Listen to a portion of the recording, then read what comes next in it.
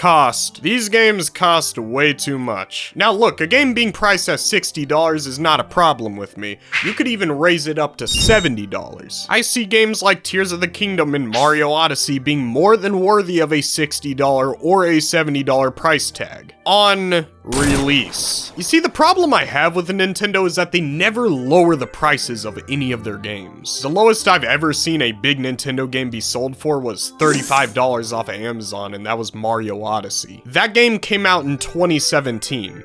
That was 7 years ago. And mind you, that was on sale, so in reality, this 7-year-old game is still priced at $60. It's so anti-consumer to lock these old products behind such high price tags, especially when I know you can sell it for cheaper. Nintendo's market cap is $69 billion. And I've seen third-party Switch games be sold for under $25. I know Nintendo has the funds to bring down the price on these games. At least bring it down to $30. I remember the days when I was a kid when I could go to a game store and pick up Modern Warfare 2 for $10, and that was like 4 years after the game released. The low price of games back when I was little allowed me to play so many games. There was such a wide variety available to me. But if you are a kid today, how are you supposed to experience a wide variety of games if they are all so expensive? Unfortunately, at most, these kids are only playing 3, maybe 4 big Nintendo titles for the entirety of the Switch lifespan, and it's probably Breath of the Wild, Mario Kart, Smash Bros, and whatever Pokemon game. They are never going to be able to experience any classics such as Metroid Dread or the Xenoblade Chronicles games. These fantastic niche games that are already kinda hard to get into are made exceptionally hard because of these price tags. If you're not sure you're gonna like Xenoblade Chronicles, you're not gonna drop $60 on it. It gets even more pathetic when you see Nintendo price a low-effort remaster at $60, meaning that this is an older game that is being resold to you,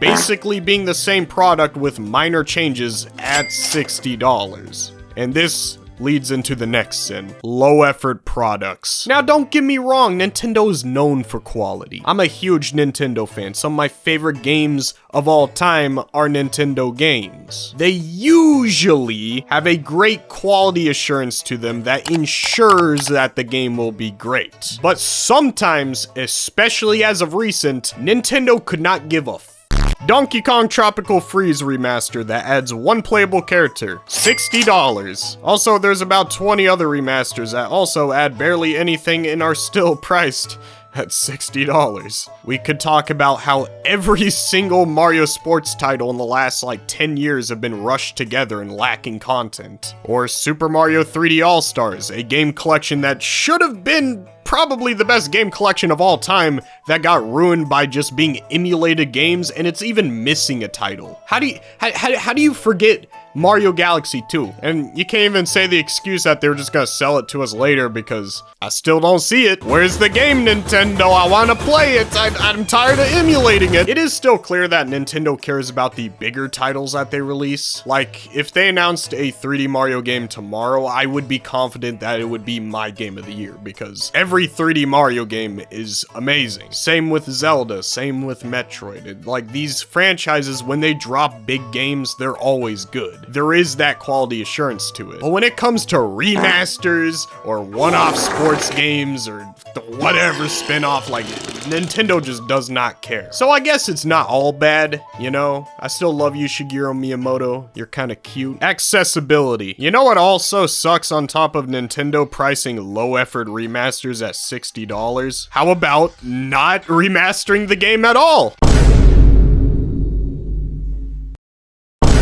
Huh? Metroid Prime 2 and 3? Unobtainable. Any Mario Kart game before Mario Kart 8? Unobtainable. Any Pokemon game before Sword and Shield? Unobtainable. Unless you want to play those god-awful remakes, but like, don't do that. Zelda Wind Waker, Twilight Princess, that's the worst one. Nintendo has a long history of fantastic games that spans over decades of time, but a lot of these games are not being sold anymore and there's no legal way of playing these games. Now, this is more of a nitpick than an issue that I'm actually angry about, because I know it's an impossible task to port every single Nintendo product to every newest system on day one. That is a lot of games. They can't even do Mother 3. You think they're gonna do Wind Waker? But that wouldn't be a problem if we could use emulation. If Nintendo was Batman, emulation is the Joker. Except it's actually reversed, because emulation is Batman for saving us all from never being able to experience such amazing games that are lost to time. Nintendo has shown nothing but the utmost desire to destroy emulation. They've struck down Dolphin when they tried to release it on Steam, which is so stupid because you can only emulate Wii and GameCube games. You're not even selling half of these titles anymore. It'd be one thing if these emulators were distributing ROMs of games, but to take legal action towards them for existing is just kind of wrong in my opinion. Recently, the Nintendo Switch emulators got taken down, and when I saw that, I dropped to my knees and said, no! But what happens when we're done with the Switch era? And I mean the entire era. I know that Nintendo Switch 2 will have backwards compatibility, but what happens when we're done with the Switch 2 and cartridges are gone and there is no backwards compatibility? How will we preserve these titles? We can't.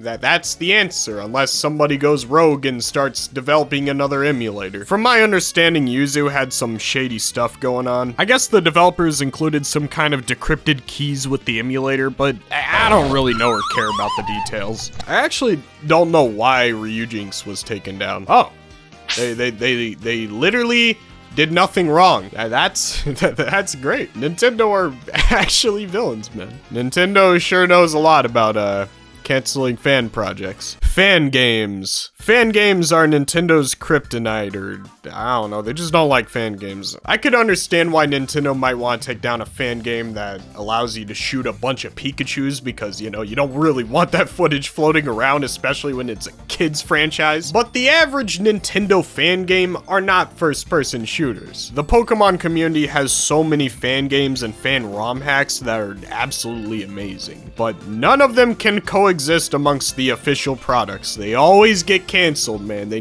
never get completed. And what makes it so sad is that I know some Nintendo games would have some absolutely insane fan games. I'm a huge Sonic fan, and the Sonic fan game community is absolutely beautiful. One of my favorite Sonic games is a fan game. One of my favorite kart racers of all time is a Sonic fan game. And there were so many great, unique ideas featured in Sonic fan games that would just never make it into an official product. Like, imagine if we could get a pixelated Mario Kart fan game on PC with servers that could connect you with people over the internet. Imagine getting a 3D fan game Mario platformer with graphics that only a PC could handle. Imagine having a 3D Zelda fan game, or even a 2D Zelda fan game. The possibilities are endless. And I just gotta say that, like, Metroid would have one of the best fan game communities of all time. Fans have already made completed Metroid games that are on the level of official quality. Of course, they got taken down, but they are still out there floating on the internet, and they are amazing. And I know so many fan developers can make so much great stuff with Metroid. I mean,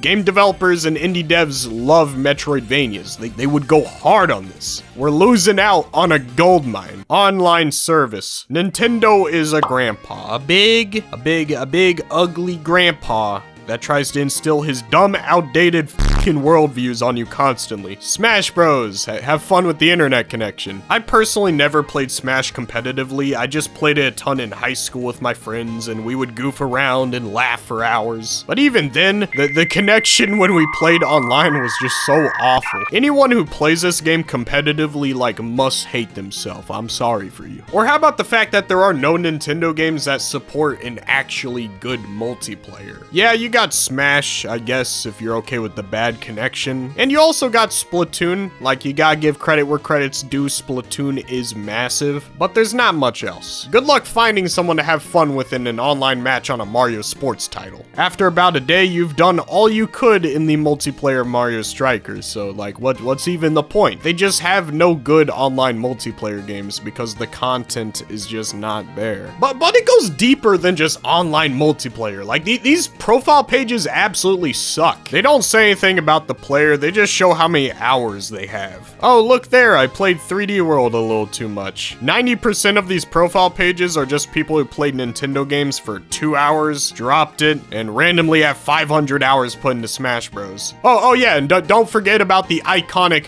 3,000 hours put into the YouTube app. I swear, that is like every profile page I see on Switch. Do you guys not finish Nintendo games? It's a genuine question. Are you considered a nerd and a part of the vast minority if you finish a Nintendo title? Because that's what it feels like. Do most people buy Mario Odyssey just to play 2 Kingdoms and quit? Like, what is wrong with you guys? But the point is that these profile pages are kind of bland. I wish there was some achievements or some kind of banner you could put on your profile. Almost like the Steam profile pages. You know, just to make it more personal. Also, what the hell? Friend codes? Like seriously, Nintendo, you are a fossil. You know how easy it is to add someone on PlayStation or Xbox? Type in the username. Bam! With the Switch, you gotta pull out this stupid long, like, Morse code reading. Like, what am I looking at? How are you supposed to share this with someone in public that you just met? Like, this is, you can't memorize this. Not to mention the eShop runs at 2 frames per second and can't load worth a ball sack. The Switch 2 just needs achievements, customizability in the profile pages, and a better eShop. And,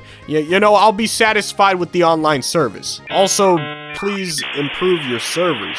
Nintendo Music. Okay, this is the main reason why I made this video. All the other reasons before, just obsolete. I actually love Nintendo. I have no issues with them. Nintendo Music. This sucks for years. Years! I have dreamt of Nintendo soundtracks finally being on Spotify. I mean, every other game publisher puts their music on Spotify. Why not Nintendo? I want to hear Sticker Bush Symphony right next to Fiend, Fiend, Fiend. So Nintendo finally decided to give us a way to listen to music through their own exclusive app that you can only access if you have a subscription for Nintendo Online. What a way to ruin it. Okay, so there's just so many things stupid about this, but first of all, ain't nobody using this shit. Making your music exclusive to some random app instead of dropping it on streaming services that everyone uses, such as YouTube Music, Spotify, and Apple Music, is such a middle finger to everyone who has been asking for this for years. For one reason, accessibility. Most people who listen to music are listening on one of these 3 platforms, and they're likely only listening to one exclusively. I doubt many people use both Apple Music and Spotify. That's psychopathic. And me personally, I don't really listen to video game soundtracks like that. I don't dislike video game music. In fact, there's tons of music I love from games. But if you took a look at my Certified Bangers playlist on Spotify, I have a few Sonic songs, a Red Dead Redemption 2 song, and that's about it. But, you know, if Nintendo Music was on Spotify, I would definitely add a few tracks on there, because some Nintendo songs are classics. Donkey Kong and Xenoblade specifically, both of those game franchises have amazing soundtracks. If I was given the opportunity, I would add Nintendo Music into my playlist. So what makes you think a consumer like me is going to download a whole other app just to listen to Windfall Island theme from Wind Waker? For one, I wouldn't. And for 2, you can't, because they are drip feeding you the music and they have not added Wind Waker yet, so that's an extra fuck you with that. So who is this app for? Let's narrow it down. It's not for the average music listener who listens to some video game soundtracks occasionally. It's not for people who exclusively listen to video game OSTs, because anything that's not Nintendo is already on Spotify. And it's not even for people who exclusively only listen to Nintendo music, because not only is the library greatly lacking, but you can find all of this music plus more on YouTube. So, who is this for? I will tell you who it's for. It's for the diehards. It's for the people who will consume everything Nintendo throws at them. They are taking advantage of you. They just want you to buy Nintendo Online. That's it. They don't actually care about the music. That's why they're drip feeding it. By the way, drip feeding audio tracks, like, really? It's like, it's available on the internet. Like, you act like you have to do a lot of work to upload audio tracks to a service. This is stupid. That's like drip feeding air. Like, bro, it's already free and available. Conclusion. I love Nintendo. I don't want anyone to walk away from this video thinking I hate Nintendo, because I don't. I love them so much. If Shigeru Miyamoto is right here, I'd be gay. If I made a topsters of my favorite games of all time, I feel like 80% of them would be Nintendo titles. I am a Nintendo fan through and through. But there's nothing wrong with criticizing something you love. And I personally just do not like the business side of Nintendo. I feel like they're very greedy and just overall anti-consumer. You know, this was a fun video concept. Maybe I should do this for Xbox and PlayStation because those consoles also have their issues. I mean, we gotta hold these companies accountable, especially when they're asking for our money. And if you like this video, make sure to leave a like and subscribe with the bell so we can hit 2,000 subscribers. I love you guys. Thanks for watching. Peace out.